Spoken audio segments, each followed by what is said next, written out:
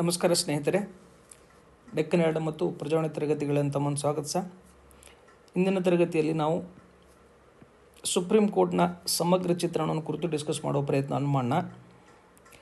ಅದು ಯಾಕೆ ನ್ಯೂಸಲ್ಲಿದೆ ಅಂದರೆ ನಿಮ್ಗೆ ಗೊತ್ತಿದೆ, ಇತ್ತೀಚೆಗೆ ಏನು ಮಾಡಿದೆ ಅಂದರೆ ಎಲೆಕ್ಟ್ರಲ್ ಬಾಂಡ್ ಕೇಸ್ ಸಾಕಷ್ಟು ನ್ಯೂಸಲ್ಲಿತ್ತು.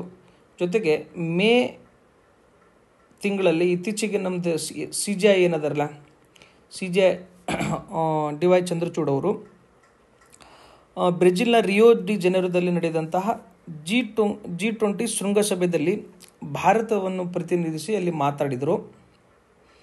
ಆ ಮಾತಿನಲ್ಲಿ ಅವರು ಏನು ಹೇಳಿದ್ದಾರೆ ಅಂದರೆ, ಸಾರ್ವಜನಿಕ ಹಕ್ಕನ್ನು ಎತ್ತಿ ಹಿಡಿಯುವಲ್ಲಿ ಉದ್ದೇಶಕ್ಕಾಗಿ ನ್ಯಾಯಾಂಗವಿದೆ, ಅಲ್ಲಿ ಉತ್ತರದಾಯಿತ್ವದಿಂದ ಹೊರತಾಗಿ ಯಾರೂ ಇಲ್ಲ, ಅದರ ಭಾಗವಾಗಿರುವ ನ್ಯಾಯಾಧೀಶರು ಚಕ್ರವರ್ತಿಗಳಲ್ಲ ಮತ್ತು ಸಾರ್ವಭೌಮರು ಅಲ್ಲ ಎಂಬ ಸ್ಟೇಟ್ಮೆಂಟನ್ನು ಕೊಡುವ ಮೂಲಕ ಸ್ವಲ್ಪ ಸುದ್ದಿಯಲ್ಲಿದ್ದರು. ಜೊತೆಗೆ ಇತ್ತೀಚೆಗೆ ವೋಟಿಂಗ್ ಎಲ್ಲ ಬೇರೆ ಬೇರೆ ಹಂತಗಳಿಗೆ ವೋಟಿಂಗ್ ಆಗ್ತಾ ಇದೆ. ಅವರು ಒಂದು 2 to 3 ಮಿನಿಟ್ಸ್ ವಿಡಿಯೋಗಳನ್ನು ಮಾಡುವ ಮೂಲಕ ವೋಟಿಂಗ್ ರೇಟ್ಸ್ ಬಗ್ಗೆ ಕೂಡ ಅವರು ಮಾತಾಡಿದರು. ಎಲ್ಲ ಹಿನ್ನೆಲೆ ಏನಿದೆ ಅಂತಂದರೆ ಸುಪ್ರೀಂ ಕೋರ್ಟ್ ನ್ಯೂಸಲ್ಲಿ ಅಥವಾ ಬೇರೆ ಬೇರೆ ಪ್ರಕರಣದಲ್ಲಿ ಯಾವಾಗಲೂ ಸುಪ್ರೀಂ ಕೋರ್ಟ್ ನ್ಯೂಸಲ್ಲಿ ಇರ್ತದೆ. ಮತ್ತು ಇದು one of the favourite area of UPSC and KPSC ಎಕ್ಸಾಮ್ಸ್ಗಳದು. ಅಥವಾ ಬೇರೆ ಎಕ್ಸಾಮ್ಸ್ಗಳು ತೊಗೊಂಡು ಕೂಡ ಎಲ್ಲ ಎಕ್ಸಾಮ್ಸ್ಗಳೇ supreme court, parliament, fundamental rights, DPSP ಮತ್ತೆಲ್ಲ ಕಾನ್ಸ್ಟಿಟ್ಯೂಷನ್ ಅಮೆಂಡ್ಮೆಂಟ್ಸ್ಗಳು ಅವೆಲ್ಲವೂ ಯಾವಾಗಲೂ ಎಕ್ಸಾಮ್ಸ್ ಮೇಲೆ ಬಂದೇ ಬರ್ತವೆ ಕ್ವಶನ್ಸ್ಗಳು. ಇದನ್ನು ನೀಟಾಗಿ ಅಧ್ಯಯನ ಮಾಡಬೇಕಾಗತ್ತೆ. ಎಲ್ಲದರ ಹಿನ್ನೆಲೆಯಲ್ಲಿ ನಾನು ಸುಪ್ರೀಂ ಕೋರ್ಟ್ ಬಗ್ಗೆ ಡೀಟೇಲ್ ಆಗಿ ಡಿಸ್ಕಸ್ ಮಾಡೋ ಪ್ರಯತ್ನವನ್ನು ಮಾಡಿದ್ದೀನಿ. ಇಲ್ಲಿ ನಾನು ಏನೇನು ಹಾಕ್ಕೊಂಡಿದ್ದೀನಿ ಅಂತಂದರೆ, ಏನೇನು ಆರ್ಟಿಕಲ್ ಹಿನ್ನೆಲೆಯನ್ನು ಹಾಕ್ಕೊಂಡಿದ್ದೀವಿ. 1773 ರೆಗ್ಯುಲೇಟಿಂಗ್ ಆ್ಯಕ್ಟ್ ಅಂದರೆ ಟಿಲ್ ಇವರೆಗೆ ಏನೇನು ಇಂಪಾರ್ಟೆಂಟ್ ಇದೆ. ಜೊತೆಗೆ ಸಂವಿಧಾನದ ಪ್ರಾವಿಧಾನಗಳೇನದಾವೆ ಸುಪ್ರೀಂ ಕೋರ್ಟ್ ರಿಲೇಟೆಡ್ದು, ಮತ್ತು ಸುಪ್ರೀಂ ಕೋರ್ಟ್ ಯಾವಾಗ ಸ್ಥಾಪನೆ ಆಯಿತು, ಮತ್ತು ನೇಮಕಾತಿ ಮತ್ತು ಅಧಿಕಾರಾವಧಿ ಏನಿದೆ ಅವ್ರದ್ದು, ಮತ್ತು ನಾವು ನ್ಯಾಯಾಧೀಶರ ಅರ್ಹತೆಗಳೇನೇನಿದ್ದಾವೆ, ಜೊತೆಗೆ ಪ್ರಮಾಣ ವಚನ ಯಾರು ಸ್ವೀಕಾರ ಮಾಡ್ತಾರೆ ಮತ್ತು ಅದನ್ನು ಹೆಂಗೆ ತೆಗೆದು ಹಾಕ್ತಾರೆ. ಕೊಲಿಜಿಯಂ ಸಿಸ್ಟಮ್ ನೋಡಿ, 99 ಕಾನ್ಸ್ಟಿಟ್ಯೂಷನ್ ಅಮೆಂಡ್ಮೆಂಟ್ ಏನು ಮಾಡಿದ್ದೀವಿ ನಾವು, NJAC ಅಂತ ಕರಿತೀವಿ, ನ್ಯಾಷನಲ್ ಜುಡಿಷಿಯಲ್ ಅಪಾಯಿಂಟ್ಮೆಂಟ್ ಕಮಿಷನ್ ಅಂತ. ಅದನ್ನು ನಲ್ ಆ್ಯಂಡ್ ವೈಡ್ ಅಂದ್ರೆ ಗೊತ್ತಾ, ಅಸಂವಿಧಾನಿಕ ಅಂತ ನಾವೇನು ಮಾಡಿ ಸುಪ್ರೀಂ ಕೋರ್ಟ್ ಘೋಷಣೆ ಮಾಡಿದೆ. ಅದು ಅವರ ಸುಪ್ರೀಂ ಕೋರ್ಟ್ನ ನೇಮಕ ಮಾಡಬೇಕಾದ್ರೆ ಕೊಲಿಜಿಯಂ ಸಿಸ್ಟಮನ್ನು ಮಾಡ್ಕೊಂಡಿದ್ದೀವಿ. ಅದನ್ನು ಆ್ಯಕ್ಟ್ ಮೂಲಕ ಜಾರಿಗೆ ತರಕ್ಕೆ ಟ್ರೈ ಮಾಡಿದರು, ಬಟ್ ಅದನ್ನು ಕೂಡ ಅದು ಆಗಲಿಲ್ಲ. ಜೊತೆಗೆ ಸುಪ್ರೀಂ ಕೋರ್ಟ್ನ ನ್ಯಾಯಾಧೀಶರ ಭತ್ಯೆ ಮತ್ತು ಸಂಬಳವನ್ನು ಕುರಿತು ಡಿಸ್ಕಸ್ ಮಾಡೋ ಪ್ರಯತ್ನವನ್ನು ಮಾಡೋಣ. ಸೊ ಇಷ್ಟನ್ನು ತಿಳ್ಕೊಂಡ್ರೆ there is a more than enough. ಇದಕ್ಕಿಂತ ಜಾಸ್ತಿ ಏನು ಕ್ವಶನ್ಸ್ ಬರೋದಿಲ್ಲ. ಏನು ಕ್ವಶನ್ಸ್ ಬಂದರೂ ಕೂಡ ಸುಪ್ರೀಂ ಕೋರ್ಟ್ ನಿಮ್ಗೆ ಎಲ್ಲಿ ಕ್ವಶನ್ಸ್ ಬರ್ತಾವೆ, ಆರ್ಟಿಕಲ್ 32 ಮೇಲೆ ಕ್ವಶನ್ಸ್ ಬರ್ತವೆ ನಿಮಗೆ. ಜೊತೆಗೆ ಸುಪ್ರೀಂ ಕೋರ್ಟ್ನ ಪವರ್ಸ್ ಏನದಾವಲ್ಲ, ಆ ಪವರ್ಸಲ್ಲಿ ಒರಿಜಿನಲ್ ಜುಡಿಷಿಯೇಷನ್ ಯಾವುದು, ಅಪಿಲೇಟ್ ಜುಡಿಷನ್ ಯಾವುದು, ಮತ್ತೇನು ಗೊತ್ತಾ, ಇದು ಸೂಪರ್ವೈಸರಿ ಪವರ್ಸ್ ಯಾವುದು, ಅದು ಸುಪ್ರೀಂ ಕೋರ್ಟ್ನ ಪವರ್ಸ್ಗಳೇನದಾವೆ ಅದರ ಮೇಲೆ ಕ್ವಶನ್ಸನ್ನು ಕೇಳ್ತಾನೆ ನಿಮಗೆ. ಜೊತೆಗೆ ಸುಪ್ರೀಂ ಕೋರ್ಟ್ನ ಟರ್ಮಿನಾಲಜಿ ಬಗ್ಗೆ ಕ್ವಶನ್ಸ್ ಕೇಳ್ತಾನೆ. ಜುಡಿಷಿಯಲ್ ರಿವ್ಯೂ ಅಂದರೆ ಏನು, ಜುಡಿಷಿಯಲ್ ಪಿಟಿಷನ್ ಅಂದರೆ ಏನು, ಜೊತೆಗೆ ಜುಡಿಷಿಯಲ್ ಓವರ್ ರೀಚ್ ಅಂದರೆ ಏನು, ಈ ಎಲ್ಲದರ ಬಗ್ಗೆ ಕ್ವಶನ್ಸನ್ನು ಕೇಳ್ತಾನೆ. ಇನ್ನು ಈ ರೀತಿ 360 ಡಿಗ್ರಿಯಲ್ಲಿ ಒಂದು ಟಾಪಿಕನ್ನು ನೀವು ಅಧ್ಯಯನ ಮಾಡಬೇಕಾಗತ್ತೆ. ಅವಾಗ ಮಾತ್ರ ನೀವೇನಾಗುತ್ತೆ ಅಂದರೆ ಯಾವುದೇ ಕ್ವಶನ್ಸ್ ಬಂದರೂ ನೀವು ಆನ್ಸರ್ ಮಾಡಬೇಕು. ಜೊತೆಗೆ ಇತ್ತೀಚೆಗೆ ಏನು ಕ್ವಶನ್ಸ್ ಕೇಳ್ತಾ ಇದ್ದಾನೆ ಅಂದರೆ, ಪೇರೋಲ್ ಅಂದರೆ ಏನು, ಬೇಲ್ ಅಂದರೆ ಏನು, ಪರ್ಲೋ ಅಂದರೆ ಏನು, ಜೊತೆಗೆ ರಿವ್ಯೂ ಪಿಟಿಷನ್ ಅಂದರು, ಇವೆಲ್ಲದ್ರ ಬಗ್ಗೆ ಬೇಸಿಕ್ಸ್ ಮೇಲೆ ಕ್ವಶನ್ಸನ್ನು ಕೇಳ್ತಾನೆ. ನಾವು ಡೈಲಿ ಕೇಳ್ತಿರ್ತೀವಿ, ಅವರಿಗೆ ಈಗ ಅರವಿಂದ್ ಕೇಜ್ರಿವಾಲ್ಗೆ ಬೇಲ್ ಸಿಕ್ತು, ಈ ರೇವಣ್ಣ ಅವರಿಗೆ ಬೇಲ್ ಸಿಕ್ತು, ಇವೆಲ್ಲದ ಬೇಕು ಅಂದರೆ ಬೇಲ್ ಅಂದರೆ ಏನು ಕ್ವಶನ್ಸ್ ಕೇಳಿದಾಗ ನಾವು ಆನ್ಸರ್ ಮಾಡೋಕ್ಕೆ ಬರೋದಿಲ್ಲ. ಸೊ ಅದನ್ನು ನೀಟಾಗಿ ಈ ಬೇಸಿಕ್ಸ್ ಮೇಲೇ ಕ್ವಶನ್ಸ್ ಕೇಳ್ತಾನೆ. ಆಲ್ರೆಡಿ ಬೇಲ್ ಆ್ಯಂಡ್ ಪೇರೋಲ್ ಮತ್ತು ಪರೋಲ್ ಮೇಲೆ UPSC ಫಿಲಿಮ್ಸಲ್ಲಿ ಹೋದ ವರ್ಷನೂ ಕ್ವಶನ್ಸ್ ಕೇಳಿದ್ದಾನೆ, ಈ ವರ್ಷನೂ ಕ್ವಶನ್ ಕೇಳಿದ್ದಾನೆ. ಮತ್ತು ವಾಟ್ ಈಸ್ ಜುಡಿಷಿಯಲ್ ಕಸ್ಟಡಿ ಏನಂದ್ರೆ ಕ್ವಶನ್ಸ್ ಕೇಳಿದ್ದಾನೆ. ಈಗ ನೋಡಿ, ಇವತ್ತು ಏನಾಗಿದೆ, ನಿನ್ನೆ ಮೊನ್ನೆ ಏನಾಗಿದೆ ಅಂದರೆ, ನಮ್ಮ ಕರ್ನಾಟಕ ಲಾಕಪ್ ಡೆತ್ ಆಗಿದೆ ಅಂತ ನ್ಯೂಸಲ್ಲಿ ಪೇಪರಲ್ಲಿ ಬಂದಿದೆ. ಆ ಲಾಕಪ್ ಡೆತ್ ಅಂದರೆ ಏನು, FIR ಅಂದರೆ ಏನು ಅಂತ, ಈ ರೀತಿ ಬೇಸಿಕ್ಸ್ ನಮಗೇನು ಸುತ್ತಮುತ್ತದಲ್ಲಿ ಏನು ನಡೀತಿರ್ತದೆ ಅದ್ರ ಮೇಲೆ ಕ್ವಶನ್ಸನ್ನು ಕೇಳ್ತಿರ್ತಾನೆ. ಸೊ ನೀವು ಈ ರೀತಿ ಓಪನ್ ಅಪ್ ಮೈಂಡೆಡ್ಲಿ ನೋಡಬೇಕಾಗತ್ತೆ ಕಂಟೆಂಟನ್ನು. ಅವಾಗ ನೀವು ಈಸಿಯಾಗಿ ನೀವು ಒಂದು ಗ್ರಾಸ್ಪ್ ಮಾಡಬೇಕು. ಜೊತೆಗೆ ಕಂಟೆಂಟ್ ನ್ಯೂಸಲ್ಲಿ ಬಂತಂದರೆ ಸರ್ಚ್ ಮಾಡಿ ವಾಟ್ ಈಸ್ ಬೇಲ್ ಅಂದರೆ ಏನು, ಅದನ್ನು ನೀವು ಜಸ್ಟ್ ಅದು ಗೂಗಲ್ ಮಾಡಿದರೆ ನಿಮ್ಗೆ ಅವೈಲೇಬಲ್ ಸಿಗ್ಬಿಡ್ತದೆ. ಸೊ ಈ ಎಲ್ಲ ಬೇಸಿಕ್ ಹಿನ್ನೆಲೆಯಲ್ಲಿ ಜೊತೆಗೆ ನಾವೇನು ಮಾಡಿದ್ದೀವಿ, IPCಯನ್ನು ಏನು ಗೊತ್ತಾ, ಎಲ್ಲ IPSಗಳನ್ನು ಕನ್ಸಾಲಿಡೇಟ್ನ 3 ಆ್ಯಕ್ಟ್ ಮಾಡಿದ್ದೀವಿ. ಈಗ ಆ ಆ್ಯಕ್ಟ್ ಬಗ್ಗೆ ಕ್ವಶನ್ಸನ್ನು ಕೇಳೋ ಸಾಧ್ಯತೆ ಇರ್ತದೆ. ಸೊ ಈ ರೀತಿ ಪೊಲೀಸ್ ರಿಫಾರ್ಮ್ ಬಗ್ಗೆ ಕ್ವಶನ್ಸ್ ಕೇಳ್ಬೋದು ನಿಮಗೆ. ಸಿಕ್ಕಾಪಟ್ಟೆ ಈ ರೀತಿ ನ್ಯೂಸಲ್ಲಿದೆ, ನೀವು ನೀಟಾಗಿ ಅದರ ಬಗ್ಗೆ ಅಧ್ಯಯನ ಮಾಡಬೇಕಾಗುತ್ತೆ. ಓಕೆ, ನೀವು ಮಾಡ್ತೀರಂತ ಭಾವಿಸ್ಕೊಳ್ತಾ ನಾನೀಗ ಆರ್ಟಿಕಲ್ಗೆ ಬರ್ತೇನೆ.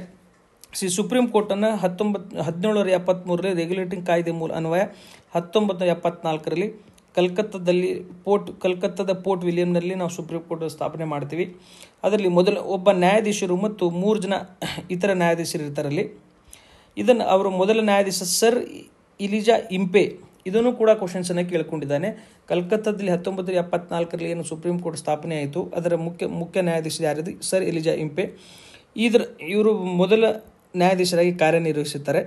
ಆದರೆ ನೆಕ್ಸ್ಟ್ ಏನಾಗುತ್ತೆ, 1861ರಲ್ಲಿ ಏನಾಗುತ್ತೆ ಅಂದರೆ ಭಾರತೀಯ ಹೈಕೋರ್ಟ್ಗಳ ಕಾಯ್ದೆ ಜಾರಿಗೆ ಬರ್ತದೆ. ಇದನ್ನು ಏನು ಮಾಡುತ್ತಂದರೆ ಇದು ವಿವಿಧ ಪ್ರಾಂತಗಳಲ್ಲಿ ಕೂಡ ಏನು ಮಾಡುತ್ತೆ, ಆಗಿನ ಕಾಲದ ಪ್ರಾಂತಗಳಲ್ಲಿ ಕೂಡ ಸುಪ್ರೀಂ ಕೋರ್ಟ್ ಅಂತ ಹೈಕೋರ್ಟ್ಗಳ ಸ್ಥಾಪನೆಗೆ ಅವಕಾಶ ಮಾಡಿಕೊಡ್ತದೆ. ಅದರ ಫಲವಾಗಿ ಏನಾಗುತ್ತದೆ, ಕಲ್ಕತ್ತಾದಲ್ಲಿ ಆರಂಭದ ಸುಪ್ರೀಂ ಕೋರ್ಟ್ನಿಗೆ 1861 ಆ್ಯಕ್ಟ್ 2 ಕೆಲಸವನ್ನು ಮಾಡ್ತದೆ. ಒಂದು, ಇತರ ಪ್ರಾಂತಗಳಲ್ಲಿ ಹೈಕೋರ್ಟ್ಗಳನ್ನು ಸ್ಥಾಪನೆ ಮಾಡೋಕ್ಕೆ ಅವಕಾಶ ಮಾಡಿಕೊಡ್ತದೆ, ಮತ್ತು ರೆಗ್ಯುಲೇಟಿಂಗ್ ಆ್ಯಕ್ಟ್ ಮೂಲಕ ಸ್ಥಾಪನೆಯಾದಂಥ ಸುಪ್ರೀಂ ಕೋರ್ಟ್ ರದ್ದುಪಡಿಸ್ತದೆ. Very important.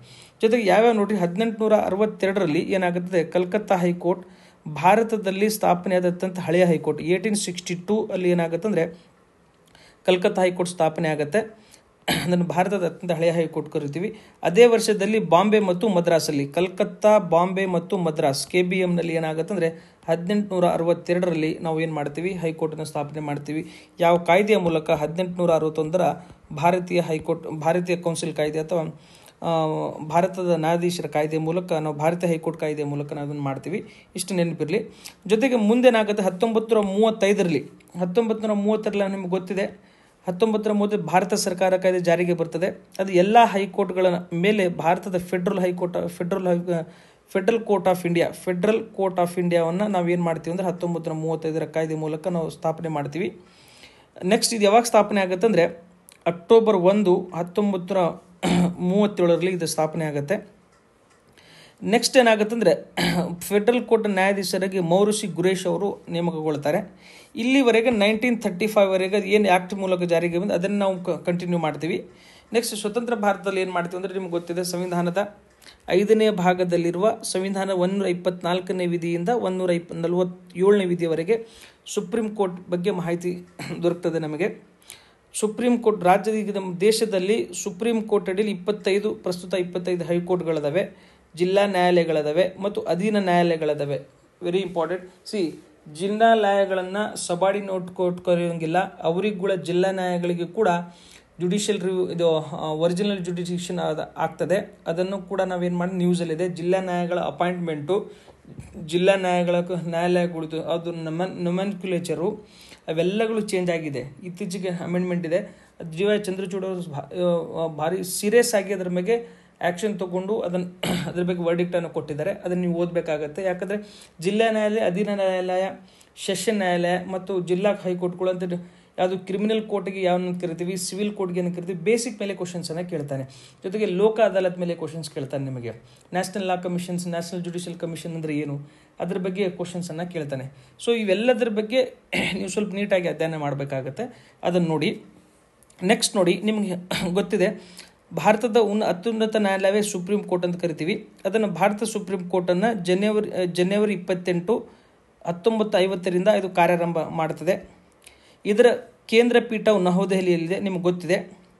ಇದನ್ನು ನಾವು ಸರ್ವೋಚ್ಚ ನ್ಯಾಯಾಲಯದ ಅಥವಾ ಸುಪ್ರೀಂ ಕೋರ್ಟ್ನ ಮೊದಲ ನ್ಯಾಯಾಧೀಶರಿಗೆ JH ಕನ್ಯಾ ಅವರು 1950 ಜನವರಿ 26, 1951ರಿಂದ 1951ರವರೆಗೆ 1950ರಿಂದ JH ಕನ್ಯಾ ಅವರು ಮೊದಲ ಸುಪ್ರೀಂ ಕೋರ್ಟ್ನ CJ ಆಗಿ ಕಾರ್ಯನಿರ್ವಹಿಸ್ತಾರೆ. ಅದನ್ನು ಕೂಡ ರಿಪೀಟೆಡ್ ಆಗಿ ಕ್ವಶನ್ಸ್ ಕೇಳ್ಕೊಂಡಿದ್ದಾನೆ.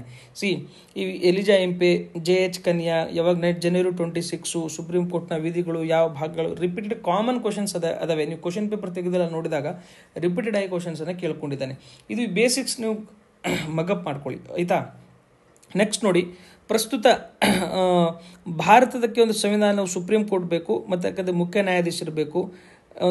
ಅದೇ ಯಾವುದು ವಿಧಿ ಹೇಳ್ತಂದರೆ ಆರ್ಟಿಕಲ್ 124 ಸಬ್ ಕ್ಲಾಸ್ 1 ಭಾರತದಲ್ಲಿ ಸುಪ್ರೀಂ ಕೋರ್ಟ್ ಬೇಕು, ಅದಕ್ಕೆ ಮುಖ್ಯ ನ್ಯಾಯಾಧೀಶರು ಮತ್ತು 7 ಜನರಿಗಿಂತ ಕಡಿಮೆ ಇಲ್ಲದಂತೆ ನಾವು ನ್ಯಾಯಾಧೀಶರು ಇರಬೇಕಂತ ಸ್ಟಾರ್ಟಿಂಗಲ್ಲಿ ಹೇಳ್ತೀವಿ. ಅದಕ್ಕೆ ಕಾಲಕ್ಕೆ ಅದಕ್ಕೆ ಏನು ಮಾಡಿದ್ರೆ, ಈ ಸುಪ್ರೀಂ ಕೋರ್ಟ್ನ ನ್ಯಾಯಾಧೀಶರು ಸಂಖ್ಯೆಯನ್ನು ಹೆಚ್ಚಿಸುವ ಅಧಿಕಾರ ಯಾರಿಗಿದೆ? ಪಾರ್ಲಿಮೆಂಟಿಗಿದೆ. ಪ್ರೆಸಿಡೆಂಟಿಗಲ್ಲ, ಪಾರ್ಲಿಮೆಂಟಿಗಿದೆ.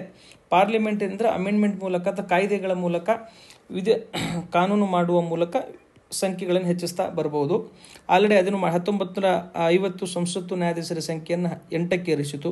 ಅದು 56ಕ್ಕೆ 11ಕ್ಕೆ ಆಯಿತು, 60ಕ್ಕೆ 14 ಆಯಿತು, 1978ಕ್ಕೆ 18 ಆಯಿತು, 1986ರಲ್ಲಿ 26ಕ್ಕೆ ಏರಿತೆ. 86ಕ್ಕೆ ಪ್ರಸ್ತುತ ಎಷ್ಟು ಜನ ಅದಾರೆ? ಈಗ 33 ಮೆಂಬರ್ಸ್ ಅದಾರೆ. ಅದನ್ನು ನೀವು ಎಕ್ಸಾಮ್ ಹೋಗಿದ್ದ ಮುಂಚಿತವಾಗಿ ನೀವೇನು ಮಾಡಬೇಕಂದ್ರೆ ನೋಡ್ಕೊಂಡು ಹೋಗಬೇಕು. ಯಾಕೆ ನೋಡ್ಕೊಂಡು ಹೋಗ್ಬೇಕಂದ್ರೆ ಯಾವ್ದಾರು ರಿಟೈರ್ ಆದರೆ ಅಂತಂದರೆ ಅದ್ರ ಅಪಾಯಿಂಟ್ ಆಗಲಿಲ್ಲ ಅಂತಂದರೆ ಏನಾಗುತ್ತೆ ಅಂದರೆ ನೀವು ಡೇಟಾ ರಾಂಗ್ ಹೋಗೋ ಸಾಧ್ಯತೆ ಇರ್ತದೆ. ಈ ಡೇಟಾವನ್ನು ಚೇಂಜ್ ಆಗ್ತಿರ್ತದೆ. ನೀವು ಎಕ್ಸಾಮ್ ಹೋಗುವಾಗ ಒಂದ್ಸಾರಿ ನೋಡ್ಕೊಂಡು ಹೋಗಬೇಕು. ಓಕೆನಾ? ಇಷ್ಟು ಮಾಡಿ. ನೆಕ್ಸ್ಟ್ ನೋಡಿ, ನೇಮಕಾತಿ ಮತ್ತು ಅಧಿಕಾರಾವಧಿ. ಇದನ್ನು ಸುಪ್ರೀಂ ಕೋರ್ಟ್ನ ನ್ಯಾಯಾಧೀಶರನ್ನು ರಾಷ್ಟ್ರಪತಿಗಳು ನೇಮಕ ಮಾಡ್ತಾರೆ. ಇವರ ಅಧಿಕಾರಾವಧಿ ನಿಮಗೆ ಗೊತ್ತಿದೆ, ಪ್ರತಿಯೊಬ್ಬರಿಗೆ 65 ವರ್ಷವಾಗುವವರೆಗೆ ಇವರು ಅಧಿಕಾರದಲ್ಲಿರ್ಬೋದು. ಸುಪ್ರೀಂ ಕೋರ್ಟ್ನ ನ್ಯಾಯಾಧೀಶರಾಗಿ ನಿಮ್ಮ ಕನಿಷ್ಠ ವಯಸ್ಸನ್ನು ನಿಗದಿಪಡಿಸಿಲ್ಲ. ಇಂತಿಷ್ಟ ವಯಸ್ಸದವರೇ ಆಗಬೇಕು ಸುಪ್ರೀಂ ಕೋರ್ಟ್ನ ನ್ಯಾಯಾಧೀಶರಂತ ಯಾವುದೇ ನಿರ್ದಿಷ್ಟ ಏಜ್ ಇಲ್ಲ. ಅವರು ಆಗ್ಬೋದು. ಏನು ಅರ್ಹತೆಗಳಿದೆ ಆ ಅರ್ಹತೆಗಳ ಆಧಾರದ ಮೇಲೆ ಅವರು ಸುಪ್ರೀಂ ಕೋರ್ಟ್ನ ಅವ್ರು ಆಗ್ಬೋದು. ಪ್ರಮಾಣ ವಚನ ಸುಪ್ರೀಂ ಕೋರ್ಟ್ನ ನ್ಯಾಯಾಧೀಶರ ಹುದ್ದೆಯನ್ನು ಸ್ವೀಕರಿಸುವ ಮುನ್ನ ರಾಷ್ಟ್ರಪತಿಯವರ ಸಮ್ಮುಖದಲ್ಲಿ ಏನು ಮಾಡಿದ್ರೆ ಅಥವಾ ಅವರಿಂದ ನೇಮಕದ ವ್ಯಕ್ತಿಯಿಂದ ಅವ್ರು ಏನು ಮಾಡಬೇಕು, ಪ್ರಮಾಣ ವಚನ ಸ್ವೀಕಾರ ಮಾಡಬೇಕಾಗತ್ತೆ. ಆರ್ಟಿಕಲ್ 124(6) ಇದನ್ನು ಹೇಳ್ತದೆ. ಇಲ್ಲಿ ಪಾರ್ಲಿಮೆಂಟ್ ಯಾವಾಗ ಬರುತ್ತಂದರೆ ಅದನ್ನು ಪವರನ್ನು ಜಾಸ್ತಿ ಮಾಡಬೇಕು ಸುಪ್ರೀಂ ಕೋರ್ಟ್ದು, ಅಥವಾ ಅದರ ಸುಪ್ರೀಂ ಕೋರ್ಟ್ ಇದು ವಕೀಲರ ಸಂಖ್ಯೆಯನ್ನು, ನ್ಯಾಯಾಧೀಶರ ಸಂಖ್ಯೆಯನ್ನು ಜಾಸ್ತಿ ಮಾಡಬೇಕನ್ನ ಪಾರ್ಲಿಮೆಂಟ್ ಬರ್ತದೆ. ಇನ್ನು ಅದನ್ನು ಬಿಟ್ಟು ಅದರ ಅಪಾಯಿಂಟ್ಮೆಂಟು ಅಥವಾ ಅದರ ಪ್ರಮಾಣ ವಚನ ಅವೆಲ್ಲವನ್ನು ರಿಮೂವ್ ಮಾಡಬೇಕಂದಾಗ ಇದು ರಾಷ್ಟ್ರಪತಿಯವ್ರು ಬರ್ತಾರೆ. ಎಷ್ಟು ಬೇಸಿಕ್ ಕ್ಲಾರಿಟಿ ಇರಲಿ. ಪವರ್ ಜಾಸ್ತಿ ಮಾಡಬೇಕಂದ್ರೆ ಪಾರ್ಲಿಮೆಂಟ್ ಆ್ಯಕ್ಟ್ ಮಾಡಬೇಕಾಗತ್ತೆ. ಅವಾಗ ಏನಾಗುತ್ತೆ, ಪಾರ್ಲಿಮೆಂಟ್ ಎಂಟ್ರಿ ಹೊಡಿತದೆ. ಅದರ್ವೈಸ್ ಪ್ರೆಸಿಡೆಂಟೇ ಎಲ್ಲವನ್ನೂ ಮಾಡ್ತಿರ್ತಾನೆ. ಅದನ್ನು ನೆನ್ಪಿಡೋ ಪ್ರಯತ್ನವನ್ನು ಮಾಡಿರಿ. ಸುಪ್ರೀಂ ಕೋರ್ಟ್ನ ನ್ಯಾಯಾಧೀಶನ ತೆಗೆದು ಹಾಕೋದಕ್ಕೆ ನಾವೇನು ಕೊಲಿಜಿಯಂ ಸಿಸ್ಟಮನ್ನು ಕೊಲಿಜಿಯಂ ಸಿಸ್ಟಮ್ ಇದೆ. ಕೊಲಿಜಿಯಂ ಸಿಸ್ಟಮ್ ಏನಿದು ಅಂತಂದರೆ ಯಾವುದೇ ಸಂವಿಧಾನಿಕ ಸ್ಥಾನಮಾನ ಇಲ್ಲದಕ್ಕೆ ಅದು ಸುಪ್ರೀಂ ಕೋರ್ಟ್ನ ವರ್ಡಿಕ್ಟ್ಸ್ಗಳ ಮೂಲಕ ಅದನ್ನೇನು ಮಾಡಿಕೊಂಡು ಸುಪ್ರೀಂ ಕೋರ್ಟ್ ಜಡ್ಜ್ಮೆಂಟ್ 1, 2, 3, 4 ಅಂತಿದೆ. ಆ ಕೋರ್ಟ್ನ ಮೂಲಕ ಅವೇನಾಗಿದೆ ಅಂದರೆ ಕೊಲಿಜಿಯಂ ಸಿಸ್ಟಮನ್ನು ನಾವೇನು ಮಾಡ್ಕೊಂಡು ಡೆವಲಪ್ ಮಾಡ್ಕೊಂಡಿದ್ದೀವಿ. ಅದಕ್ಕೆ ಯಾವುದು ಕಾನ್ಸ್ಟಿಟ್ಯೂಷನ್ಸ್ ಬೇಸ್ ಅದಕ್ಕೆ ಯಾವುದೂ ಇಲ್ಲ. ಸುಪ್ರೀಂ ಕೋರ್ಟ್ನ ಜಡ್ಜ್ಮೆಂಟ್ಗಳ ಮೂಲಕ ನಾವೇನು ಮಾಡಿದ್ದೀವಿ ಅಂದರೆ ಅದನ್ನು ಡೆವಲಪ್ ಮಾಡ್ಕೊಂಡಿದ್ದೀವಿ. ಕಾನ್ಸ್ಟಿಟ್ಯೂಷನ್ ಬೇಸ್ ಇಲ್ಲ ಅಂದರೆ ಆರ್ಟಿಕಲ್ ಮೆನ್ಷನ್ ಇಲ್ಲ ಅದ್ರ ಬಗ್ಗೆ ಅಂತ ಅಷ್ಟೇ. ಓಕೆನಾ? ನೆಕ್ಸ್ಟ್ ನೋಡಿ, ಸುಪ್ರೀಂ ಕೋರ್ಟ್ ನ್ಯಾಯಾಧೀಶರ ಸಂಬಳ ಮತ್ತು ಭತ್ಯೆಯನ್ನು ಸುಪ್ರೀಂ ಕೋರ್ಟ್ನ ನ್ಯಾಯಾಧೀಶರ ಭತ್ಯೆ ಮತ್ತು ಸಂಬಳವನ್ನು ಕಾಲಕ್ಕೆ ಸಂಸತ್ತು ನಿರ್ಧರಿಸುತ್ತದೆ. ಸಂಸತ್ತು 2 ಜಾಗದಲ್ಲಿ ಬಂತು. ಅವ್ರ ಪಿಂಚಣಿ ಸೌಲಭ್ಯ ಜಾಸ್ತಿ ಮಾಡಬೇಕಾದ್ರೆ ಮತ್ತು ಸುಪ್ರೀಂ ಕೋರ್ಟ್ನ ಸದಸ್ಯರ ಸಂಖ್ಯೆಯನ್ನು ಜಾಸ್ತಿ ಮಾಡಬೇಕಾದ್ರೆ ಸಂಸತ್ತು ಬರ್ತದೆ. ಪ್ರಮಾಣ ವಚನ ಮತ್ತು ಅವರ ಅಪಾಯಿಂಟ್ಮೆಂಟ್ ಬಂದಾಗ ರಾಷ್ಟ್ರಪತಿಗಳು ಬರ್ತಾರೆ. ಇಷ್ಟು ಬೇಸಿಕ್ ಅಂಡರ್ಸ್ಟ್ಯಾಂಡಿಂಗ್ ಇರಲಿ. ಜೊತೆಗೆ ಇತ್ತೀಚೆಗೆನಾಗಿ 2021 ನಾವು ಹೈಕೋರ್ಟ್ ಮತ್ತು ಸುಪ್ರೀಂ ಕೋರ್ಟ್ ನ್ಯಾಯಾಧೀಶರ ವೇತನ ರಿಲೇಟೆಡ್ 2021 ತಿದ್ದುಪಡಿಯನ್ನು ತಂದಿದ್ದೀವಿ. ಆ ತಿದ್ದುಪಡಿ ಏನೇನು ಅಮೆಂಡ್ಮೆಂಟ್ ಮಾಡ್ಕೊಂಡಿದ್ದೀವಿ ಅದನ್ನು ಸ್ವಲ್ಪ ಚೂರು ನೋಡುವ ಪ್ರಯತ್ನವನ್ನು ಮಾಡಿ. ಓಕೆ, ಇಷ್ಟು ಮಾಡ್ತೀರಿ ಅಂತ ಭಾವಿಸ್ಕೊಳ್ತಾ ನಾನು ವಿಡಿಯೋನ ಇಲ್ಲಿಗೆ ವೈಂಡ್ ಅಪ್ ಮಾಡ್ತೇನೆ. ಲೆಂತಿ ಆಗುತ್ತೆ ವಿಡಿಯೋ ಅಂದರೆ, ನೀವು ನೀಟಾಗಿ ಆರ್ಟಿಕಲ್ ನಾನು ಕ್ಲಿಯರ್ ಕಟ್ಟಾಗಿ ಕೊಟ್ಟಿದ್ದೀನಿ, ಅದನ್ನು ನೀಟಾಗಿ ಓದುವ ಪ್ರಯತ್ನವನ್ನು ಮಾಡಿ. Okay, thank you very much.